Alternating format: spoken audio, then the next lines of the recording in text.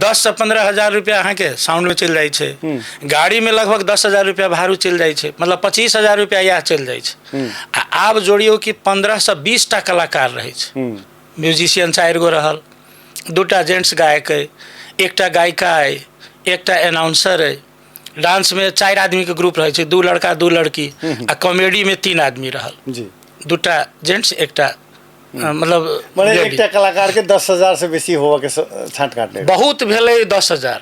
तो गायक सब तो कहीं 20-20 हजार रुपया ले छे, ओ मेन की छे तो लेवाला सही में ले छत। कुंज बिहारी के जखन अहाँ अपना टीम में जोड़े कते लेते थे? कुंज बिहारी भाई जी के तो हमरा बुझाइए कि हम पर्सनल बजबै छे हुनका, तो पाई के रूप में तो हुनका बजायले नहीं जा सके। अच्छा, क्या कि हुनकर तो एकटा बहुत हाइट के कलाकार छत, तो हम हुनका जे विदाई दै छियन से उ शिरोधार्य करे छत। अच्छा, क्या कि हमरा हुनका बहुत ज़्यादा, जखन हम हेलो मिथिला नहीं चलाबी ओहिसँ पहिने हमहूँ हुनके टीम में 2 साल काज केने। अच्छा, टीम के आइडिया जे भेटल, आ ओहि समय में अहाँ के राम सेवक भाईजी सेहो रहत कुंज बिहारी भाईजी में, वो एखन अलग टीम, हाँ अलग टीम छन।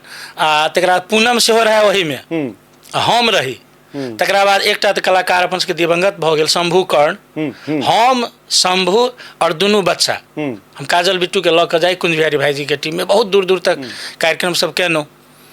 तकरा बाद आब होइ छै ने कनि भेला के बाद पहिने ओहिठाम से पूनम निकलल, आब हुनका टीम कॉम्बिनेशन मिलाबे में बहुत किछु होइ छै, अपन समस्या, तो पूनम अपन टीम चलेला। तकरा बाद हम कहलियन भाईजी आब हमरा जे छै रिलीज कऽ दिअ, से हम देखै छियै, हमरा तो स्कूल के सेहो रहैया, टीचिंग लाइन सेहो रहैया। तो तकरा बाद हम चलाबऽ लगलहुँ। तकरा बाद किछे दिन बाद राम सेवक भाईजी सेहो चलाबऽ लगलखिन।